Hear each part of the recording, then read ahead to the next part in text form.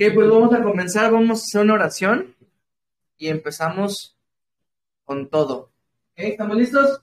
Sí, estamos listos. No te escucho. Sí, estamos listos. Vamos a la.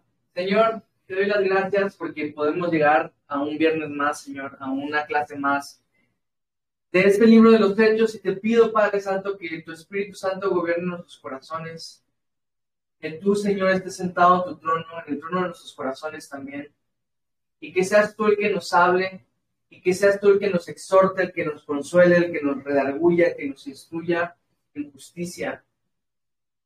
Haz tu obra, Señor, en nosotros y permítenos experimentar el escuchar tu preciosa voz una vez más a través de esta clase. Te pido, Señor, que tú tomes el completo control. Queremos exaltarte a ti, queremos estudiar tu palabra y queremos predicar tu palabra de la forma en la que tú tuviste la intención de darla, Señor. Te lo pido en el nombre de Jesús. Amén. Venga, comencemos de este lado, pues. Hechos capítulo 19, vamos a comenzar con el versículo 1. ¿Ok? Vamos a comenzar con el versículo 1. Debido a que se nos va a introducir a la ciudad que vamos a ver el día de hoy.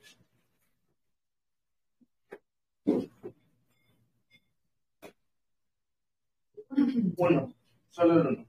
Aconteció que entre tanto que Apolo estaba en Corinto, Pablo, después de recorrer las regiones inferiores, vino a Éfeso y hallando ciertos discípulos. Está bien, está excelente. Porque nos está introduciendo a la ciudad a la que vamos a ver el día de hoy. ¿Se acuerdan, hermanos, que les dije que la historia del capítulo pasado no era la historia que íbamos a tomar como la fundación de Éfeso, sino la que vamos a ver hoy, ¿verdad? Que técnicamente sí es cierto que la iglesia de Éfeso se fundó en el capítulo pasado, pero como aquí no vemos tanta acción y tanto Pablo, pues hoy es lo que vamos a tomar. Entonces, ¿qué pasa? Vimos en el capítulo anterior que Pablo sale de Antioquía y empieza su tercer viaje misionero. ¿Hacia dónde se fue? Dice a las regiones del norte, a las que ya había el fundado, que es básicamente es su paso que hizo tanto en el primero, en el segundo y ahorita en el tercero, que fue a Derbe, Iconio, Listra y toda esta región de acá. Y de ahí llega ¿a qué ciudad? A Éfeso, ¿verdad? Aquí es donde nos vamos a detener el día de hoy. Vamos a hablar un poquito más de Éfeso.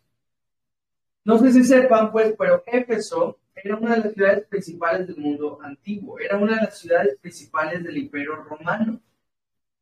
Y esto tiene lógica. La metodología paulina es así, ¿verdad? Que se va a las ciudades principales. Ahora, Éfeso era muy popular porque era un punto importante de comercio. Si se dan cuenta, nuestro mapita es un puerto también. Por lo que eso ayudaba a que el comercio llegase, ¿verdad? Importación y también a que se vaya, exportación. Pero yo creo que lo más destacable de Éfeso era que tenía una de las 7 maravillas antiguas, 7 maravillas del mundo antiguo, que es el templo de Artemisa.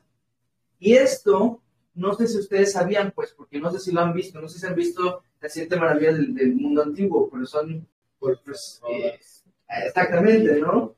Estaba también el templo de, perdón, los jardines colgantes de Babilonia, y aquí también estaba el templo de Artemisa, que se supone era un templo grandísimo, impresionante, y estaba situado aquí en Éfeso. La diosa Artemisa, que es la diosa Diana también, es el mismo nombre, solo que uno ya sabe en griego y otro para los romanos. Era la diosa también de la fertilidad y todo ese tipo de cosas, entonces ya saben qué tipo de adoración se hacía con esta diosa. Ahora, esto es por el lado de Éfeso, ¿ok? Lo estamos introduciendo ahora a una ciudad, una de esas ciudades grandes. ¿Vas a poder leerlo? ¿Sí? Vamos a abarcar del versículo 2 hasta el versículo 7. ¿Ok? 2 al 7. Dice, les dijo, ¿recibisteis el Espíritu Santo cuando creísteis? Y ellos le dijeron, ni siquiera hemos oído si hay Espíritu Santo. Entonces dijo, ¿en qué pues fuiste bautizados? Ellos dijeron, en el bautismo de Juan. Dijo Pablo, Juan bautizó con bautismo de arrepentimiento, diciendo al pueblo que creyesen en aquel que vendría después de él, esto es, en Jesús el Cristo. Cuando oyeron esto, fueron bautizados en el nombre del Señor Jesús. Y habiéndoles impuesto Pablo las manos, vino sobre ellos el Espíritu Santo, y hablaban en lenguas y profetizaban. Eran por todos unos 12 hombres. Va. Y aquí vemos a 12 discípulos. Y aquí vemos a estas 12 personas. Yo no sé qué es lo que vio Pablo, pero algo tuvo que haber visto Pablo en ellos que le impulsó a preguntarles si conocían al Espíritu Santo, si tenían al Espíritu Santo. No sé si fue su predicación, no sé si fue como dicen Corintios que algunos tienen discernimiento de espíritus y vio que ellos no tenían el Espíritu Santo. No sé si fue una revelación divina de Dios, porque aquí no se nos dice, solo vemos a un Pablo preguntándoles y latinó, ¿verdad? Probablemente estos hombres eran discípulos de Apolos antes de que Priscila y Aquila lo exhortaran y lo corrigiesen. O puede ser que así como Apolos, también este era un discípulo de Juan el Bautista. También sería muy bonito de pensar. Sin embargo, la pregunta que a nosotros nos compete es, ¿estas personas eran salvas? ¿Sí o no? Dígame. ¿Sí? ¿Por qué sí? ¿Por qué no? ¿Por qué tal vez? ¿Por qué tal vez? Dicen que en el nombre de aquel que vendría y creyeron en él. Y así dijo. A ver. Si creyeron en él, entonces te hubiesen tenido. Si hubiesen creído en Jesús, hubiesen tenido el Espíritu Santo. Yo les hago la pregunta. ¿Se necesita creer en el Espíritu Santo para tener el Espíritu Santo? Chan, chan, chan. Creer. Vamos a Efesios 1:13. Efesios 1:13. Me gusta levantar polémicas en esta clase.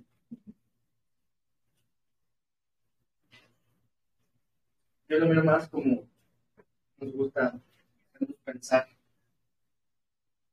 ¿Qué dice Oscarín? Efesios 1:13. En él también vosotros, habiendo oído la palabra de verdad, el evangelio de vuestra salvación, y habiendo creído en él, fuisteis sellados con el Espíritu Santo de la promesa, que es las arras de nuestra herencia hasta la redención de la posesión adquirida, para la alabanza de su gloria. Amén. Dice este versículo que lo que necesitas para ser sellado con el Espíritu Santo es creer en el evangelio. Habiendo oído y creído en él, fuisteis sellados con el Espíritu Santo, su promesa.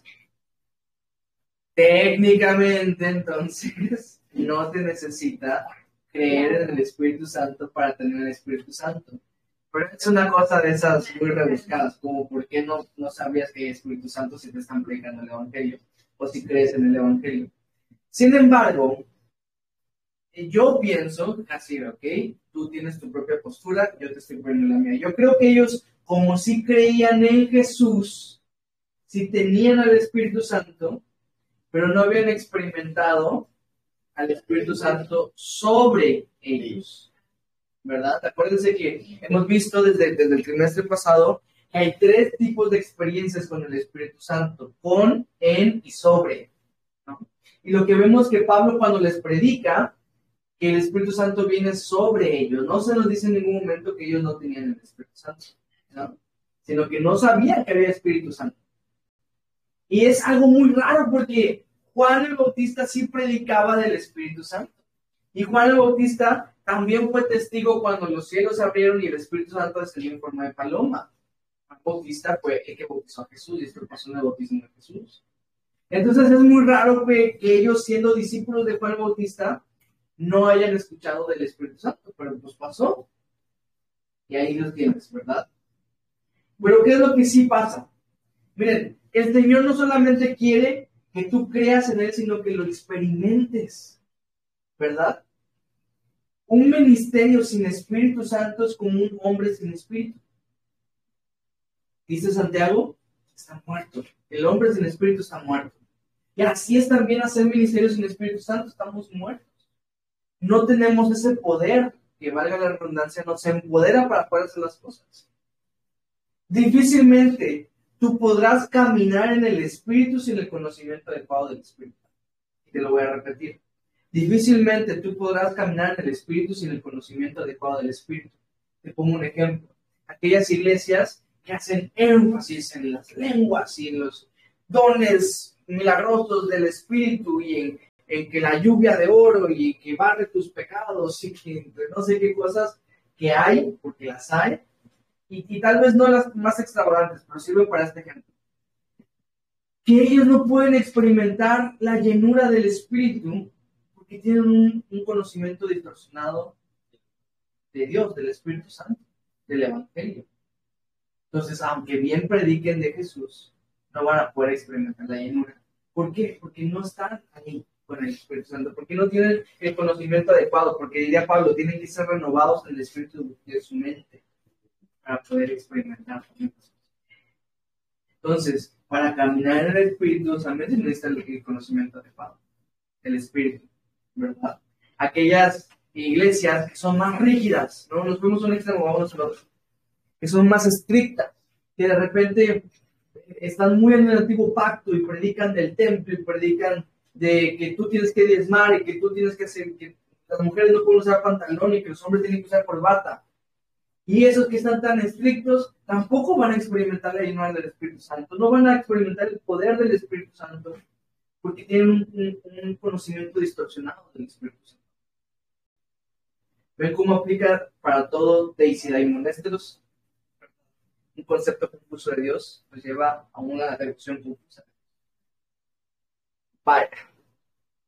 Pero entonces, ¿qué es lo que vimos? Estas personas estaban predicando de Cristo. Pablo llega y les dice, lo del Espíritu Santo les empieza a corregir, hasta los bautiza en el nombre de Jesucristo. Y estos ahora son 12 discípulos que están predicando con todo allá en Éfeso. Para que no pensemos que en los viajes misioneros únicamente era Pablo el que servía, el que ministraba, el que predicaba, el que hacía. No, había más personas. Y en una ciudad tan grande como Éfeso, y sobre todo, que ya había sido fundada unos años atrás, ¿verdad? La iglesia de Éfeso para este punto ya tenía un par de añitos. Pues obviamente había más personas predicando. Va, continuemos. Oscar, por favor, del 8 al 10. Y entrando Pablo en la sinagoga, habló con denuedo por espacio de 3 meses, discutiendo y persuadiendo acerca del reino de Dios. Pero endureciéndose algunos y no creyendo, maldiciendo el camino delante de la multitud, se apartó Pablo de ellos y separó a los discípulos, discutiendo cada día en la escuela uno llamado Tirano. Así continuó por espacio de 2 años, de manera que todos los que habitaban en Asia, judíos y griegos, oyeron la palabra del Señor Jesucristo. Muchas gracias. Vale. Comienza este pasaje, estos versículos, a decirnos que Pablo predicaba con denuedo. ¿Okay? ¿Se acuerdan qué dice Hechos 4:13? Si no se acuerdan, vayan para allá. Hechos 4:13. 4:13. Entonces le doy del nuevo Pedro de Juan, y sabiendo que eran hombres y letras del mundo, se maravillaban y les reconocían que habían estado con Jesús. La pregunta que te hago es, ¿quieres tú tener denuedo en tu vida? Adivina qué tienes que hacer. Pasar tiempo con Jesús. Porque Pedro y Juan predicaron con denuedo y se lo reconocieron las demás personas, y dice que los sacerdotes reconocían que habían estado con Jesús porque también predicaban con el mismo denuedo. Aquí Pablo estaba predicando con denuedo. Yo te digo esto: denuedo sin espíritu es mero entretenimiento. ¿Te acuerdas que creo que fue la clase pasada? Hablamos de esta persona que en un pueblo donde fui a predicar, él predicó y predicó increíble, pero yo me quedé así como, ¿qué predicó? No. O sea, esa persona, podríamos decir, tenía denuedo. Tenía así como elocuencia, tenía enfundia, pues, y predicaba de una forma tan asombrosa, pero pues no sirvió de nada más que para entretener a las personas. Denuedo sin espíritu es entretenimiento, es mero entretenimiento. Pero denuedo con espíritu, allá hay edificación. Allá es donde está la edificación. Pero bueno, vemos la metodología paulina en acción también, en que va primero a la sinagoga, predica en la sinagoga, y cuando el rechazo de los judíos es evidente, entonces sale de la sinagoga, ¿verdad? Y se va ahora con los gentiles. Y dice que se fue a la escuela de un tal Tirano. Esta persona así era conocida por sus alumnos, ¿no es cierto? No, este es Tirano con doble N, por lo que es un nombre, no es un título, ¿verdad? Lo que sí es que él prestó este lugar, Pablo prestó este lugar, y dice que por espacio de 2 años estuvo predicando y compartiendo. Ahí tuvo su escuela de ministerio, ¿me entienden? Ahí estuvo compartiendo en el espacio que le prestaron en la escuela de Tirano. Y dicen los padres de la iglesia, paréntesis, ¿se acuerdan quiénes son los padres de la iglesia? Se le conoce a los padres de la iglesia a los discípulos que estuvieron desde, por ejemplo, por el año 100 al 300 más o menos, aquellos que eran discípulos de los discípulos, ¿okay? Los discípulos directos. Según algunos padres de la iglesia, dicen que Pablo predicaba en esta escuela alrededor de las 3 de la tarde porque había una costumbre de tomar las siestas ahora, debido a que el sol era muy fuerte. Acuérdense que estas regiones son desérticas, ¿no? Entonces dice que toda la gente se iba a dar una siesta. Cualquier parecido con la realidad. No entiendo muchas cosas. Nuestros ancestros de allá. No estamos de acá, aunque algunos son muy chinitos. La cuestión es que se cree que alrededor de las 3 de la tarde Pablo predicaba, y aunque era la hora en que menos probable la gente iba a ir porque era la hora de la siesta, ahora sí siguió predicando, y eso también fue un reto para las personas, cambiar su cultura para ir a aprender en la escuela. Pero bueno, aquellos que piensan, no, la doctrina no es tan importante, que le digan a Pablo, porque se pasó 2 años predicando pura doctrina en una escuela. Alguien le diga, por Pablo, pobrecito, no estaba enterado. Y bueno, ¿qué pasa? Que dice que predicó a toda persona que estaba por allá. Y sabes, tal vez no todos creyeron, pero todos oyeron del Evangelio. Y eso yo creo que ya es un logro impresionante. Entonces, de alguna manera, podemos pensar que también habían incrédulos que eran incrédulos por falta de conocimiento. Acuérdate que, y ahorita me acuerdo porque como hemos estado subiendo los podcasts de Hebreos, hace poco escuché que habla de la incredulidad, que la incredulidad en la Biblia habla de oposición voluntaria, que habla de una oposición contra Dios. O sea, no se trata simplemente de decir, tengo dudas. No, se trata de que yo me opongo directamente a lo que Dios dice. Esa es la incredulidad. Y en el contexto en el que estamos viendo cómo Pablo le predica a los griegos, y algunos no habían creído porque no habían escuchado el Evangelio, digamos que estos no eran incrédulos, sino más bien los incrédulos fueron aquellos judíos, ¿verdad?, que rechazaron el mensaje del Evangelio, habiéndolo escuchado, habiéndolo entendido. Esa es la incredulidad, por eso está condenada por Dios. La diferencia tal vez de una incredulidad y la otra es que una fue por ignorancia y otra fue por decisión. ¿Cuál crees tú que es más condenable? Pero bueno, te voy a pedir a Gaby, por favor, que lea el versículo 11 y 12. ¿Estás oyendo? Es poco. Es poco, ¿va? Léelo 2 veces si quieres.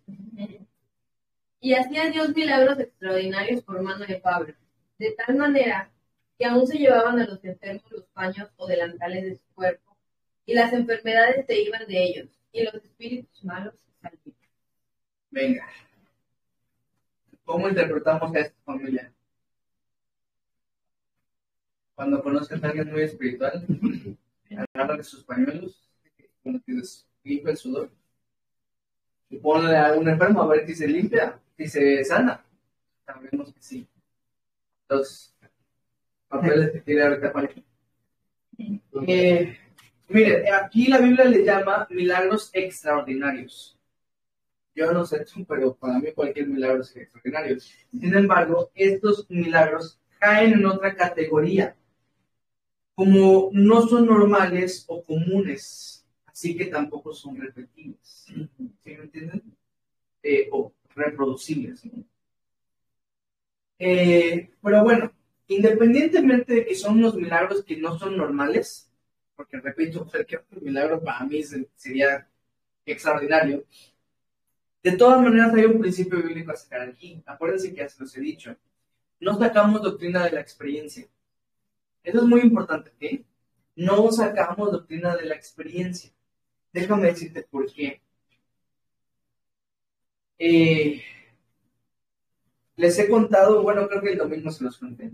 Cuando mi bebé se llenó de ronchitas por el calor y oré por ella y se sanó. Al día siguiente ya no tenía nada. Para mí eso fue asombroso porque fue literalmente que tú la viste, parecía varicela esa onda, ¿no? Al día siguiente estaba bien. Si yo sacase doctrina de esta experiencia, yo diría, la próxima vez que le pase, ¿qué voy a hacer? Y cuando no saben qué va a pasar. Sí, oye, pero ¿por qué? Sí, no, a lo mejor es que no lo hice con esa mano, lo había hecho con esta. ¿Entienden cómo va la cuestión? ¿Cómo estamos distorsionando en realidad lo que en realidad pasó? ¿Qué es lo que pasó? ¿La bebé sanó porque yo oré por ella? No, o sanó porque Dios la sanó.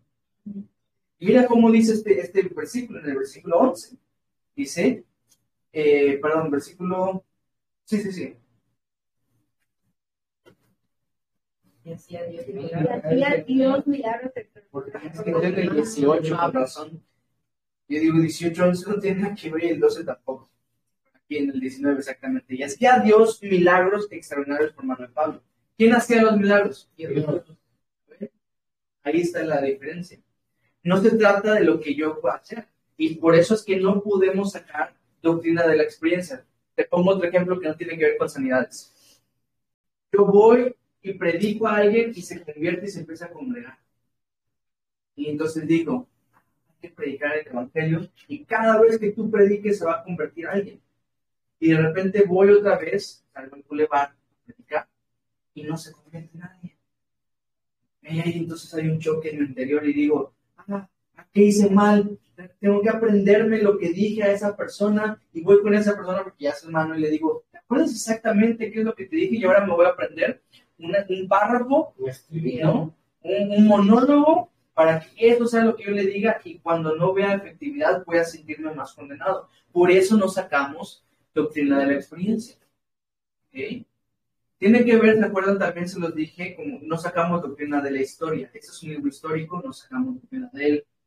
Pero respalda, si lo que vemos en Hechos es respaldado por alguna otra cosa del Nuevo Testamento, entonces podemos creer que es una doctrina. Este principio lo vimos cuando vimos el método inductivo y dijimos que la Biblia interpreta la Biblia, ¿verdad? Lo que algo se ha enseñado de una parte tiene que ser respaldado en otra, porque si no, entonces, no, es dudable que sea verdad. Y como no vemos en ninguna otra parte en el Nuevo Testamento que tú puedas sacar tus paños, en un día que estuviste bien espiritual, sacas los paños tuyos y puedas sanar a las personas, ustedes sabían que hay un predicador re famoso que con su saco, ¿sí? Pero lo chistoso es que a mí me daba mucha risa esos videos porque llegaban las personas y les tiraban un sacazo, ¿no? Y se tiraban. Pero el problema es que llegaban más personas y se tiraban y parecía que ya hacían cerrito contra el... Me imagino a la persona hasta abajo, ¿no? Todavía asfixiándose. Pero pues, si no vemos otra parte del Nuevo Testamento que diga algo por el estilo como esto, no hay que creerlo. Esto es algo que pasó y fue asombroso. Y qué increíble. Imagínate la persona que fue sanada así. Gloria a Dios. Pero al mismo tiempo, conociendo a Pablo y viendo todo lo que ha escrito, pues él mismo tal vez habrá hablado con esas personas y les habrá dicho, hey, esto viene de parte de Dios, no de parte de mí. No es para exaltar al hombre. Pero bueno, enseñanzas y aplicaciones, tal vez Dios puede hacer cosas extraordinarias con cosas ordinarias. ¿Verdad? Porque ¿qué cosa extraordinaria es un paño que te limpias un sudor? No hay que ver, ¿no? Sí, probablemente ya estaba en la ropa sucia. Pero Dios puede hacer cosas extraordinarias con cosas ordinarias.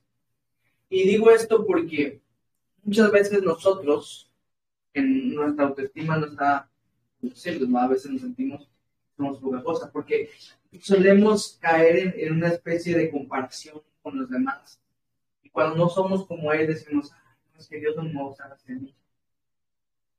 Pero mira esto es un paño. No te puedo usar a ti. O mira la historia de Balaam. Es un burro para hablar. Y impresionante esa historia. Este burro hasta contó. Me pegaste 3 veces. Y el burro.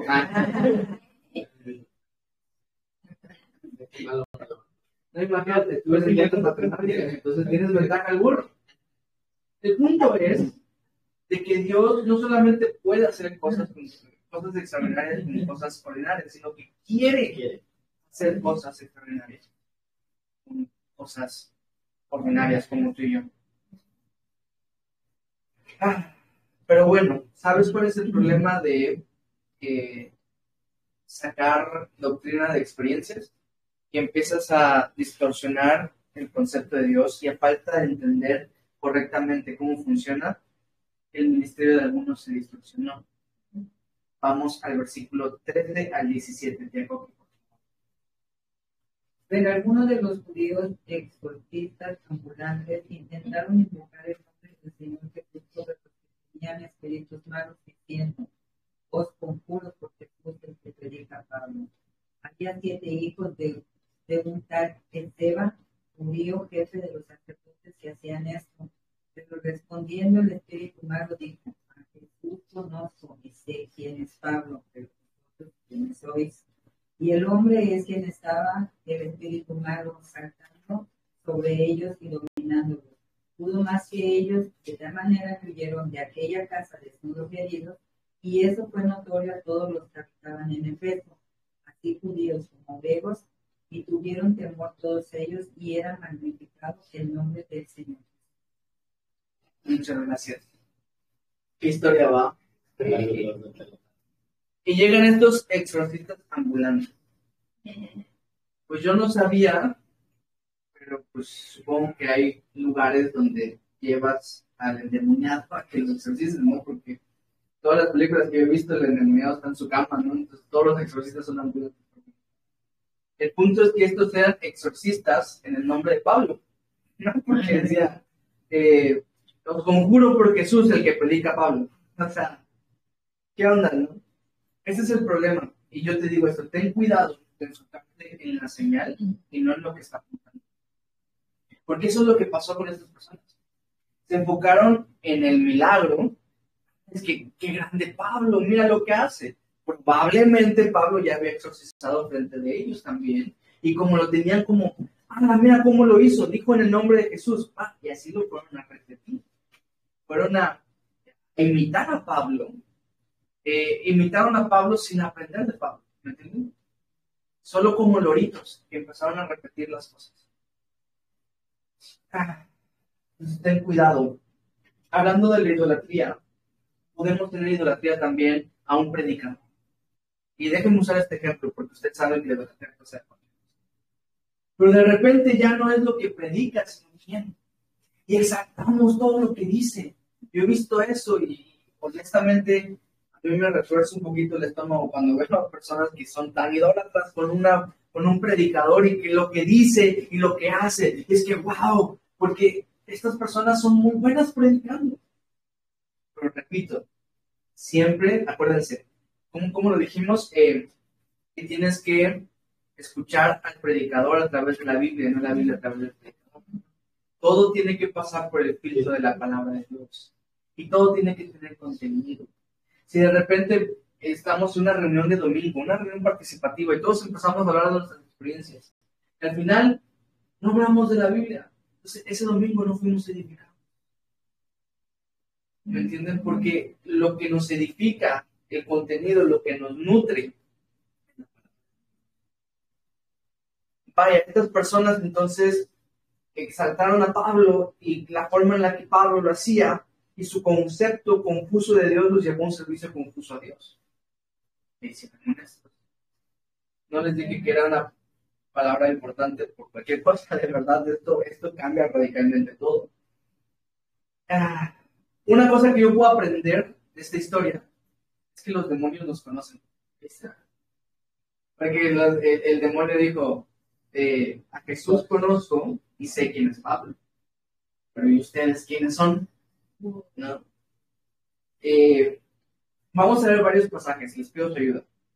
Son 5. Así que les voy a repartir y continuamos la clase fluida, ¿ok? ¿Quién dice yo? Vamos a empezar ahora sí, porque ustedes no han leído. Mateo 5, 21 al 23, Juancho. Padre, Lucas 10, 38 al 42. Gaby, Mateo 16, 18. Oscar, Santiago 4, 3. ¿Quién nos dijo yo?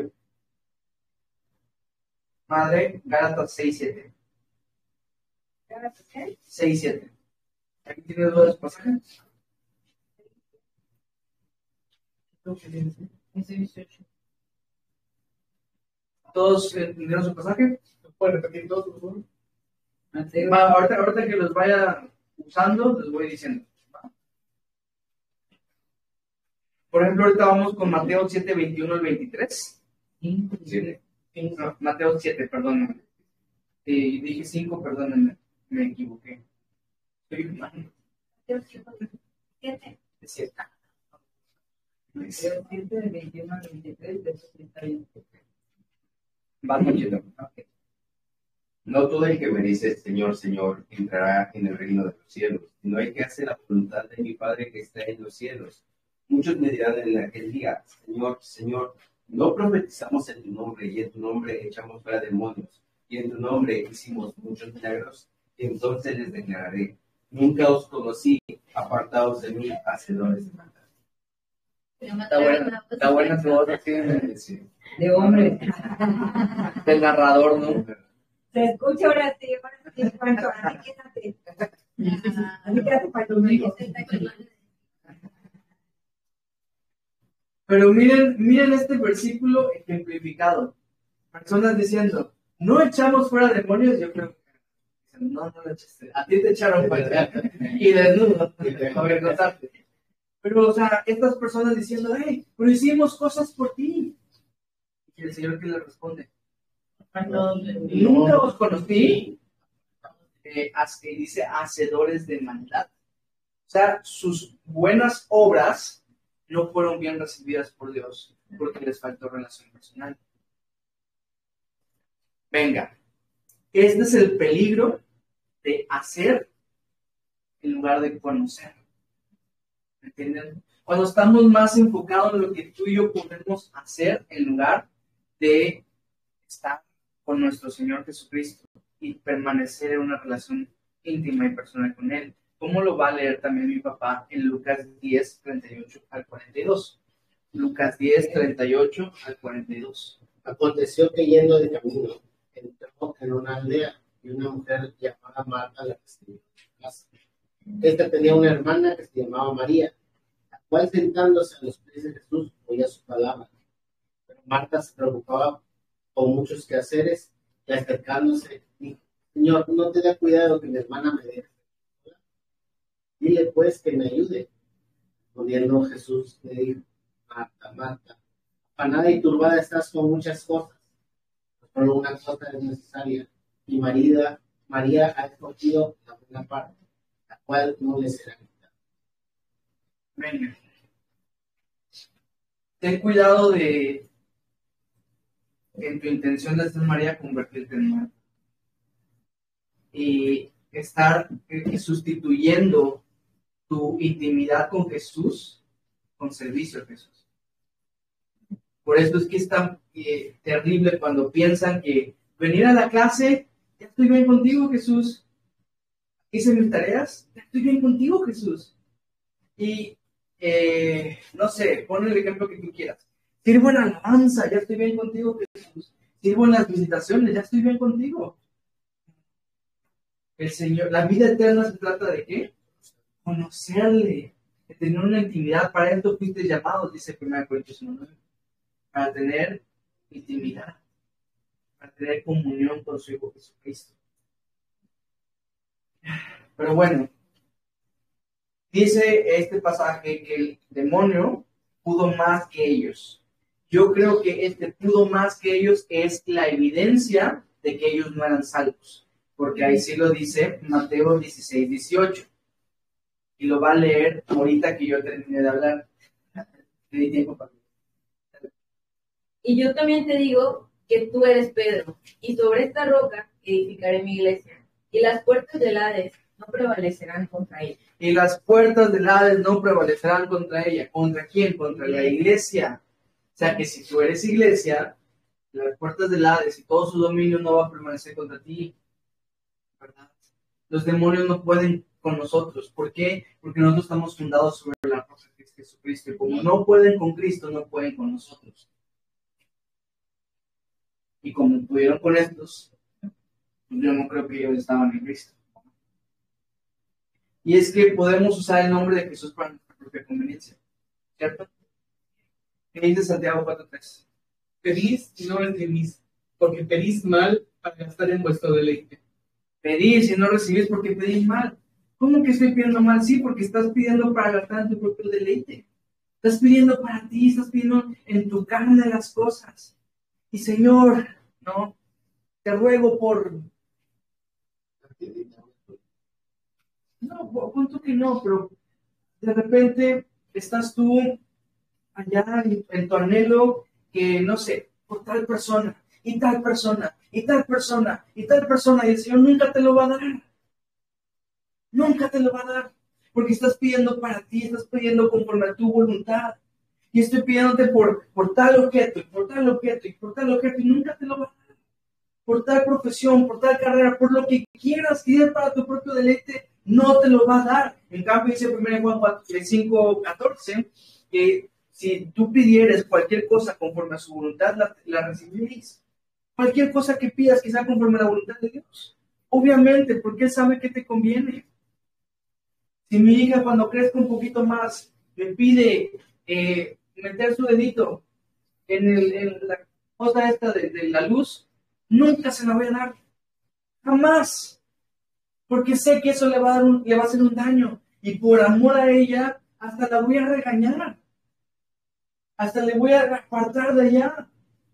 Y ella podrá hacer su berrinche y decir, es que no es justo, porque yo quiero esto. Bueno, familia, así nos vemos nosotros. Cuando estamos pidiendo y pidiendo y pidiendo, y nunca lo vamos a recibir porque Dios nos ama. Y gloria a Dios porque nos ama, porque si nos diera lo que quisiéramos, nos iría mal, como ya lo sabes. Porque cuando el Señor ha permitido que tú recibas aquellas cosas, te ha ido mal. Estas personas usaron el nombre de Jesús para su propia conveniencia y les salió mal. Así nosotros podemos usar el nombre de nuestro Señor Jesucristo. 1 Juan 5:14 creo, pero corroborémoslo porque puedo estar equivocado. Y como ya me juzgaron una vez. Y esta es la confianza que tenemos en Él, que si pedimos alguna cosa conforme a su voluntad, Él nos oye. Tarde o temprano, toda realidad siempre sale a la luz. Gálatas 6:7. No os engañéis, Dios no puede ser burlado, pues todo lo que el hombre sembrare, eso también segará. Dios no puede ser burlado, no te engañes.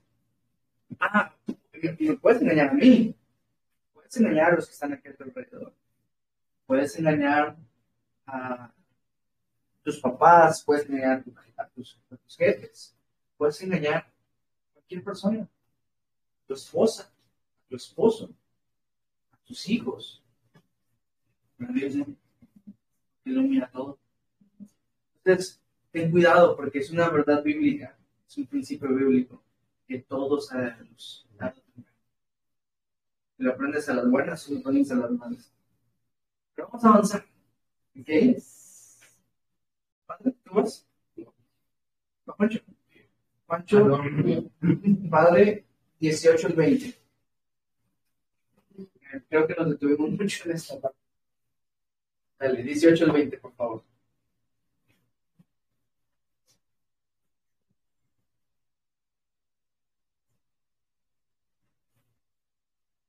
Y muchos de los que habían creído venían, confesando y dando cuenta de sus hechos.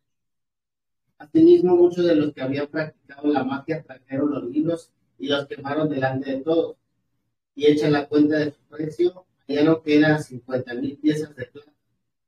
Así crecía y prevalecía poderosamente la palabra de Dios. Aquí vemos ejemplificado el arrepentimiento genuino de alguien. El arrepentimiento genuino conlleva el abandono del pasado. Y obviamente me refiero con pasado a aquellas cosas que sabes que están mal. Te lo pongo de esta manera y ojalá se te quede grabado. El arrepentimiento que no es evidente no es efectivo. El arrepentimiento que no es evidente no es efectivo. Sí, es que ya estoy arrepentido, ya déjame en paz. O sea, si es que ya te pedí perdón, ¿qué más quieres? Pues que cambies. Si no hay un giro de 180 grados, no es arrepentimiento. O quieren hacer como dice Camilo, ¿no? Tú me diste un giro de 360 grados. Volví a estar en el mismo lugar.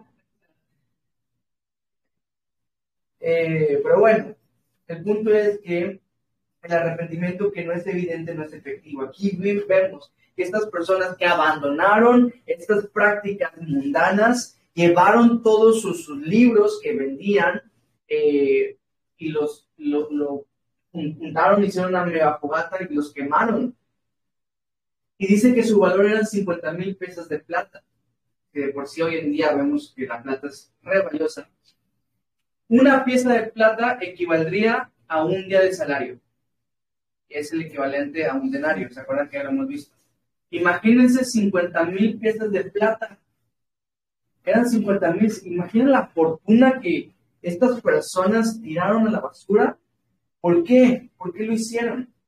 Porque encontraron el verdadero valor en seguir a Cristo y no en sus posesiones. Te lo digo de esta forma. El pecado no es reciclable. Que te quede grabado eso, ¿ok? El pecado no es reciclable. Debe ser destruido. Así es como funciona.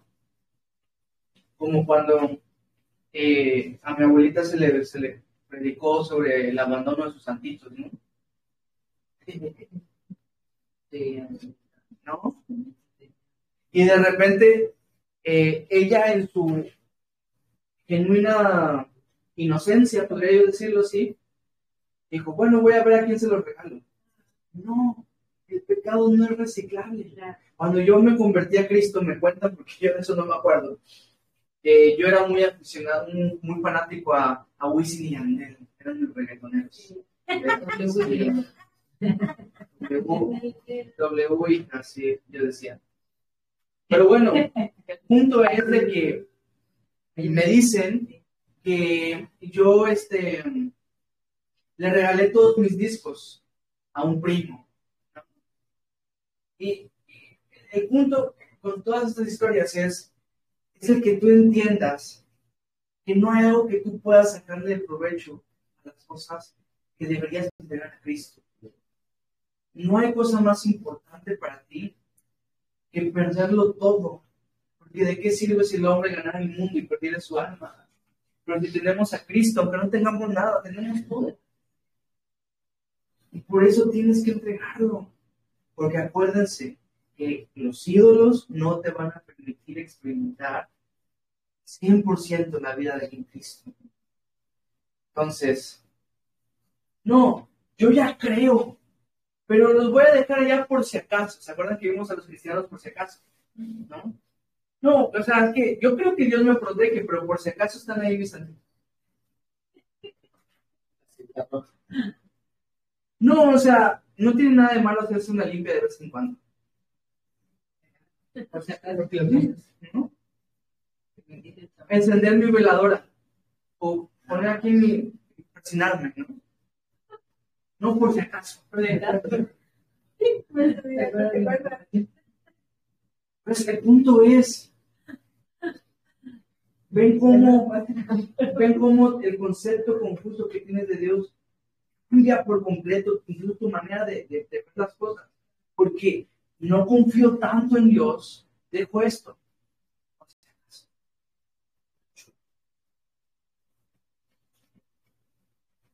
¿Se acuerdan de sus ídolos?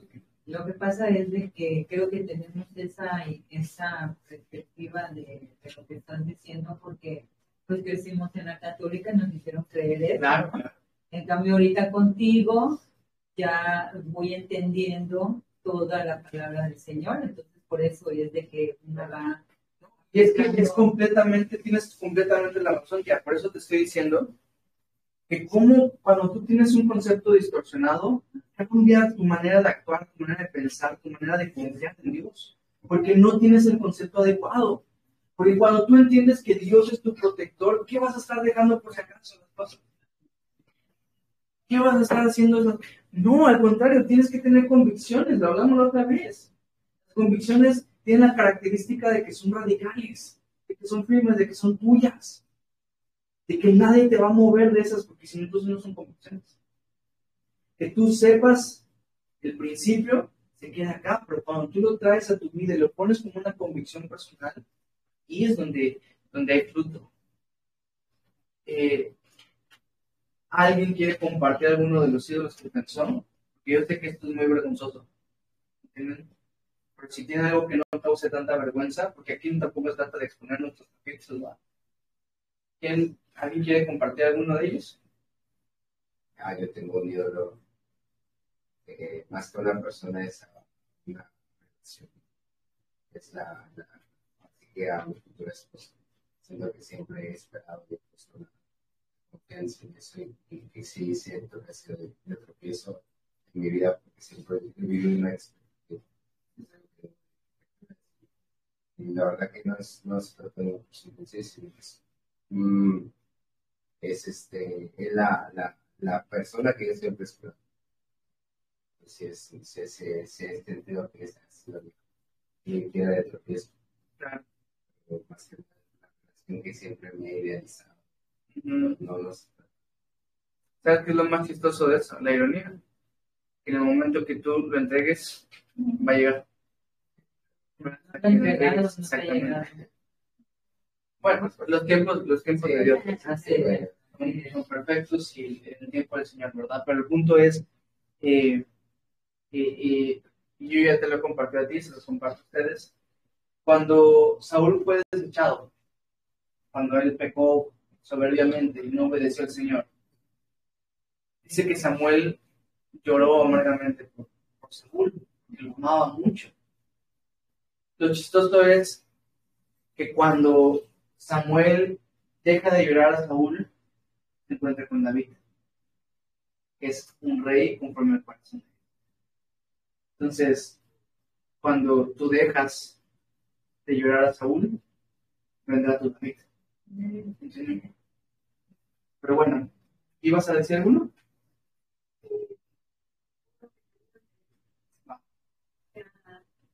O sea que tienes varios. Obvio todos, ¿no? La verdad, sí he tenido varios. No, dinos, el juego. Creo que un ídolo que yo tenía ya estando en las cosas del Señor era mi adicción al juego. Y eso me absorbía y me quitaba y era que yo no podía faltar un solo día y en el día solo esperaba eso, que llegara la noche para que me pudiera ir. Así que me di cuenta y no sé cómo, pero el Señor exactamente así, Él transformó. Pero ni siquiera me di cuenta pues, cuando fue algo así como mágico, porque no lo dejé paulatino, lo dejé radical. Y eso fue así. Y eso es un muy buen ejemplo de idolatría, porque en el caso del juego, te roba no solamente la paz, sino hasta pierdes dinero. Es tener ídolos es pérdida, familia. Espero que lo entendamos. No solamente hablamos del juego, porque yo creo que el juego es algo evidente, pero hay cosas que son un poquito más complicadas de entender que son nuestros ídolos. ¿Verdad? Pero bueno, avanzamos. Vamos a ver el fruto de lo que hicieron. Versículo 21 y 22, ya ahora sí, Juancho, ¿verdad? Sí. Pasadas estas cosas, Pablo, Perdóname, desde el 20 es el fruto, ¿ok? así crecía y prevalecía poderosamente la palabra de Dios. Pasadas estas cosas, Pablo se propuso en espíritu ir a Jerusalén. Y después de recorrer Macedonia y Acaya, diciendo, después que haya estado allí, me será necesario ver también a Roma. Y enviado a Macedonia a dos de los que le ayudaban, Timoteo y Erasto, él se quedó por algún tiempo en Asia. Y el Timoteo siempre lo mandaba a todas partes, ¿va? Ahora ya no era con Silas, ahora era con Erasto. Pero bueno, aquí vemos que Pablo tiene la intención ahora ya de se empieza a proponer a Jerusalén y otros lugares. No sabía Pablo en realidad todo lo que el Señor ya tenía planeado para él. Y eso lo vamos a ver en el siguiente capítulo, ya lo empezamos a ver. Pero bueno, se cree, nomás para no dejar así sin comentarios estos versículos, que en Éfeso se escribe 1 Corintios. Estaban en ese tiempo. Acuérdense que aquí en Éfeso pasó probablemente 3 años predicando. Comenzamos otra vez con mi madre, 23 al 27, por favor.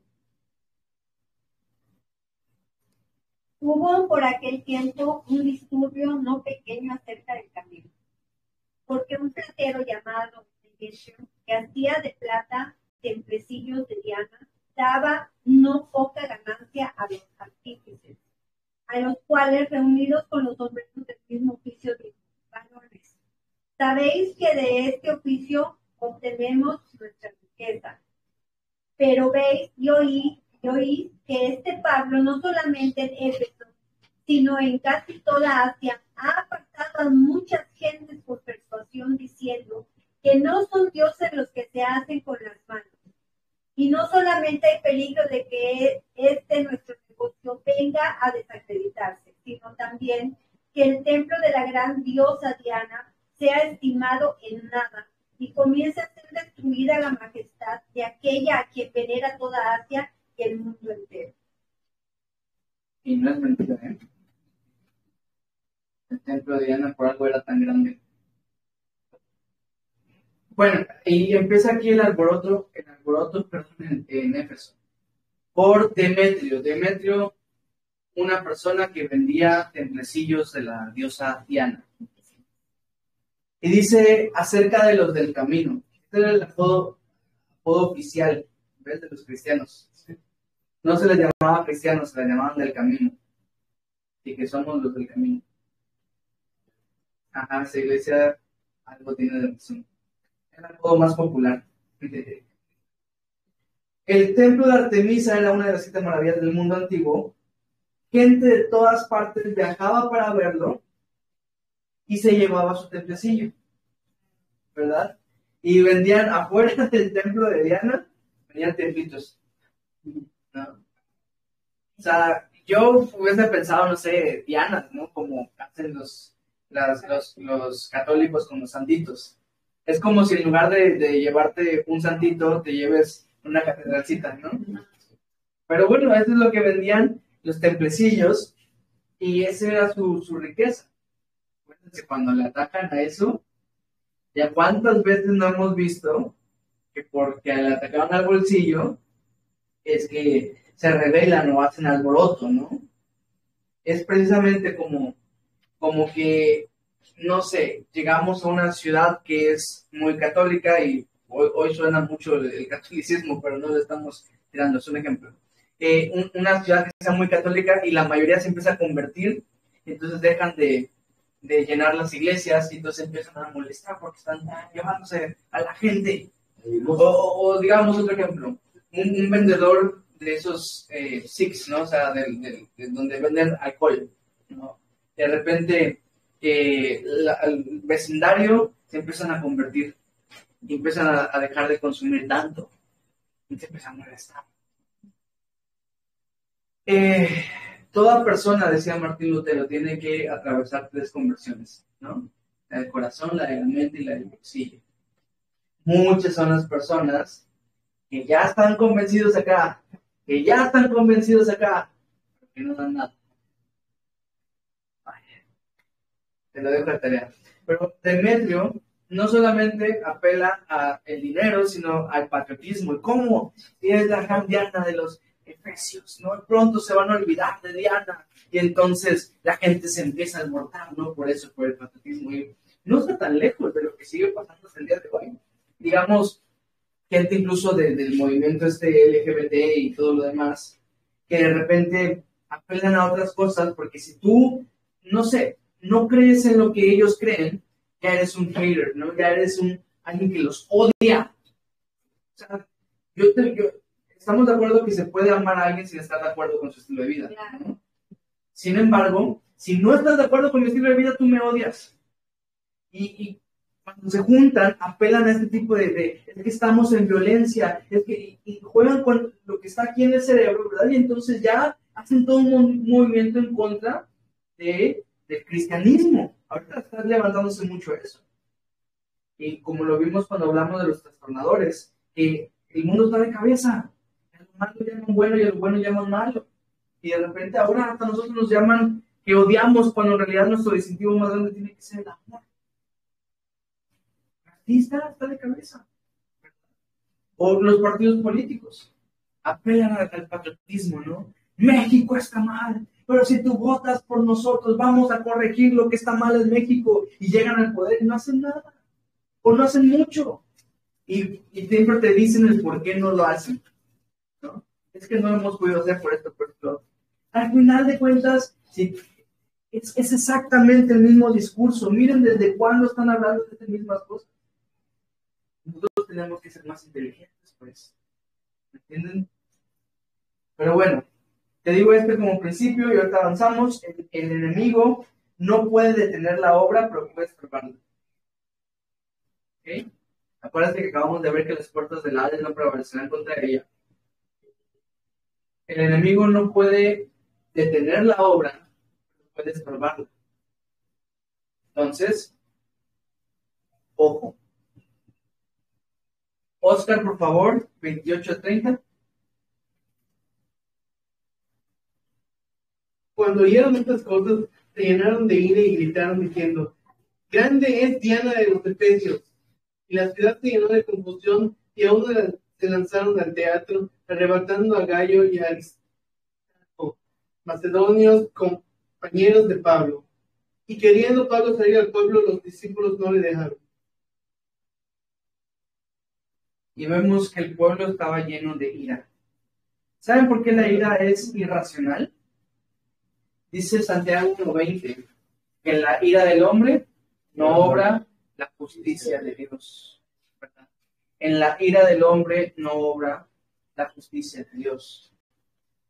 Nuestra carne nos hace creer que tenemos la razón, pero mientras estemos airados, Dios no estará con nosotros. ¿Okay? Dice Pablo también en Efesios, precisamente hablando de Efesios 4:26 y 27.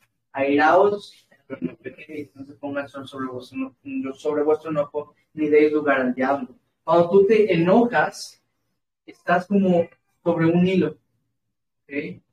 En el cual estás en la cuerda floja, pues. Un movimiento en falso y ya la regaste, ya pegaste. ¿Ok?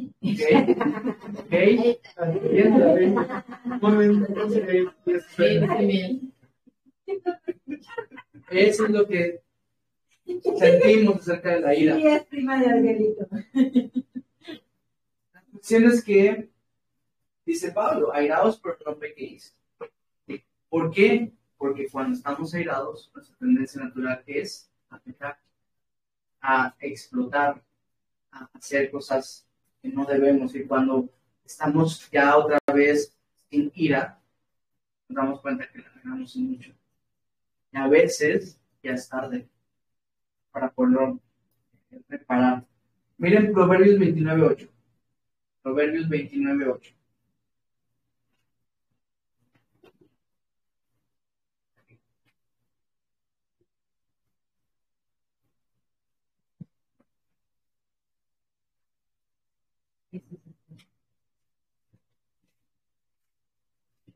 Los hombres antenedores. Muy fuerte. Los hombres escarnecedores ponen la ciudad en llamas, mas los sabios apartan la ira. Wow, miren este versículo, súper adecuado al pasaje. Otra vez, tía, por favor. Los hombres escarnecedores ponen la ciudad en llamas, mas los sabios apartan la ira.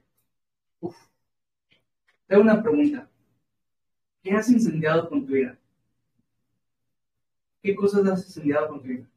Algunos han incendiado casas, algunos han incendiado amistades, algunos han incendiado muchas cosas. Yo he visto campos de fútbol arder en llamas. Literal. He visto iglesias arder en llamas. He visto países arder en llamas. Familia, la ira no es cualquier cosa. ¿Okay? Hay que tener cuidado. Pero bueno, hacer la voluntad de Dios es ir en contra de la voluntad del enemigo y viceversa. ¿Okay? Por eso es que hay oposición, porque estamos yendo en contra de lo que Satanás quiere. Así que yo te digo esto es muy importante, ¿ok? Si no hay oposición en tu vida, es porque tienes el enemigo contigo. Si no hay oposición en tu vida, a lo mejor es porque no estás haciendo la voluntad de Dios. Ahora no quiero caer en supersticiones, ¿verdad? Y decirte, oh, si no tienes problemas. Sin embargo, puede ser una lucecita, ¿no? Parpadeante, una red flag en tu vida, que si no estás pasando por nada, si no hay gente que te está haciendo oposición, si no hay problemas que te están causando oposición, probablemente el enemigo lo tienes contento. Pero bueno, veamos este incendio, veamos esta oposición. Versículo 30-31, ¿quién sigue? Y queriendo Pablo salir al pueblo, los discípulos no le dejaron. También algunas de las autoridades de Asia, que eran sus amigos, le enviaron recado, rogándole que no se presentase en el templo. ¿No?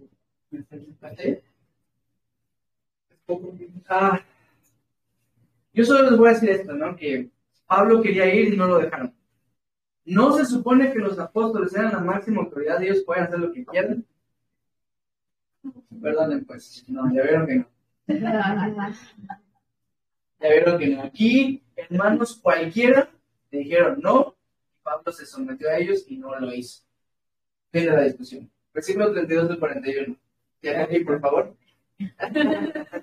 Unos pues gritaban una cosa y otros otra, porque la concurrencia estaba confusa y los más no sabían por qué se habían reunido. Y sacaron de entre la multitud a Alejandro, escupándole los judíos. Entonces Alejandro, pedido silencio con la mano, quería hablar en su defensa ante el pueblo. Pero quienes conocieron que era judío, todos a una voz gritaron casi por 2 horas. Grande es Diana de los Efesios. Entonces el escribano, cuando había apaciguado a la multitud, dijo: varones efesios, ¿y quién es el hombre que no sabe que la ciudad de los Efesios es guardiana del templo de la gran diosa Diana y de la imagen venida de Júpiter?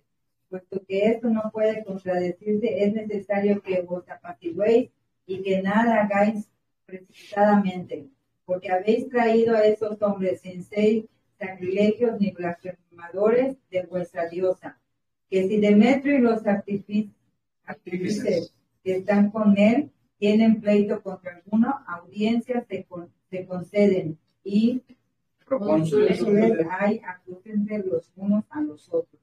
Y si demandáis alguna otra cosa, es legítima asamblea, se puede decidir, porque peligro hay de que seamos acusados de decisión por esto de hoy, no habiendo ninguna causa por la cual podamos dar razón a este concurso. Y habiendo dicho eso, despidió la asamblea. Venga. Y les dio miedo como los filipenses, ¿se acuerdan? Que dijeron, no, nos vamos a meter en peligro, en problemas con Roma, y mejor cálmense, ¿no? Pero imagínense qué tan molestos estaban estas personas que 2 horas se pusieron a gritar por 2 horas. O estaban muy molestos, o más bien, no tienen nada que hacer 2 horas. Quiero más nombres. Algunos trabajos yo creo que fueran perdidos, ¿no? Porque por 2 horas no estaban allá la multitud, ¿no? Gritando, y lo mismo gritaban una y otra vez. ¿Qué tan molestos estaban? ¿Y qué tan molestos estaban? Porque estaban buscando a Pablo y en realidad, como en otras historias también, agarraron a los primeros que vieron, tú eres compañero de Pablo, véngase para acá, ¿no? Y estaban tan molestos que Alejandro, que tampoco ni la debían ni la temía, estaba allá tratando de apaciguar, pero como se dieron cuenta que era judío, también contra él empezaron a gritar. Que acuérdense que en aquella época no diferenciaban entre judíos y cristianos, porque los cristianos habían salido de los judíos, entonces creían que los cristianos eran judíos, ¿no? Todos eran judíos, cuando sabemos que la gran mayoría de la iglesia pues eran gentiles. Pero bueno, aquí vemos la guerra espiritual. Y ahora entendemos por qué Pablo habló tan detalladamente sobre la guerra espiritual en una zona donde se vivió una guerra muy intensa, ¿verdad? Dice Efesios 6:12, que no tenemos lucha contra sangre y carne, sino contra principados, contra potestades, contra gobernadores de las tinieblas de este siglo. Y dice Pablo que su lucha no era contra ellos, ¿no? Había una guerra espiritual sucediendo que Satanás creía que iba a ganar, pero nuestra ventaja es que tenemos la victoria en Cristo Jesús. ¿Cuándo fue la última vez que te enojaste por 2 horas? ¿Matrimonios? Yo creo que puede hacerlo. Pero bueno. Más de 2 horas. Sigo. Ese día nací en mi casa. Mi récord son 20 años. Yo les digo, cuando Dios llama, Dios protege. Porque aquí sí no fue que ellos se defendieron, no. Aquí fue un escribano, una autoridad pagana que los protegió. Un último pasaje para que terminemos. Romanos 13, del 1 al 3. Romanos 13, del 1 al 3.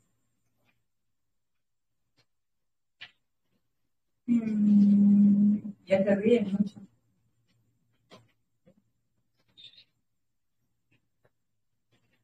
Romanos 13, del 1 al 3. Sí. Vaya, léelo, Panchito. Dice: sométase toda persona a las autoridades superiores, porque no hay autoridad sino de parte de Dios, y las que hay por Dios han sido establecidas.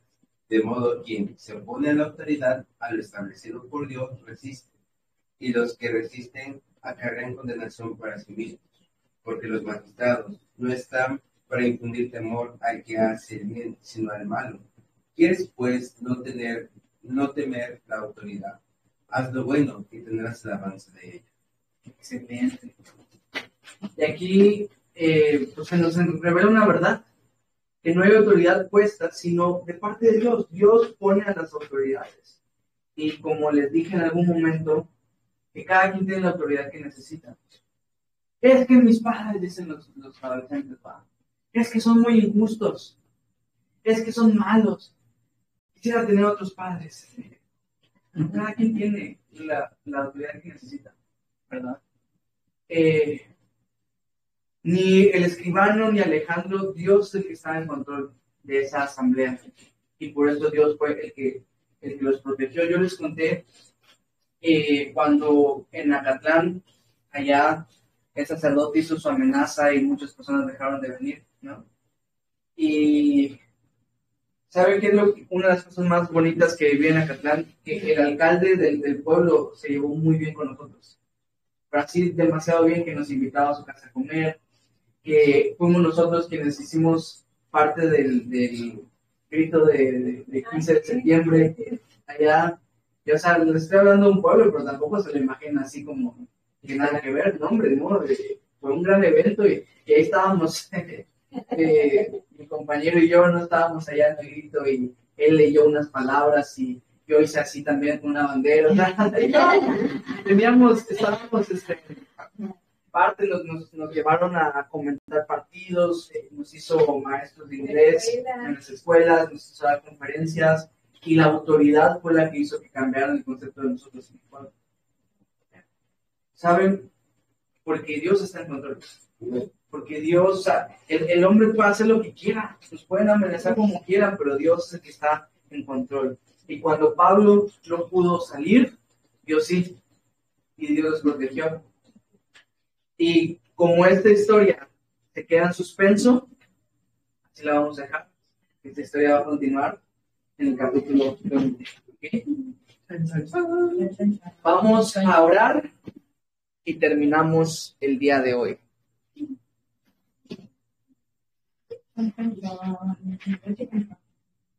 Vamos a ver. Señor Jesús, te doy las gracias por este capítulo, porque hubo mucha exhortación, Señor. Hubo mucho palabra tuya que llega a nuestros corazones. Te ruego, Padre Santo, que nos des el poder, nos des la confianza, nos des la certeza para poder depositar nuestro entero descanso en ti, Padre Santo, en que tú estás en control, en que tú nos proteges. Te ruego por los ídolos que cada uno de mis hermanos y yo hemos levantado y que actualmente ocupan tu lugar. Tú deberías ser el máximo en nuestro corazón, pero a veces somos tan torpes que ponemos otra cosa. Te pido, Señor, que nos des el poder para derrumbar esos ídolos, Señor, derribarlos y destruirlos. Y que seas tú el que seas exaltado, que seas tú el rey de nuestros corazones y nuestras vidas, para que podamos experimentar esa vida en abundancia que nos has prometido. No queremos que Satanás nos siga robando lo que tú nos quieres dar. Padre Santo, te ruego por estas cosas en el nombre de Jesús. Amén. Amén. Amén.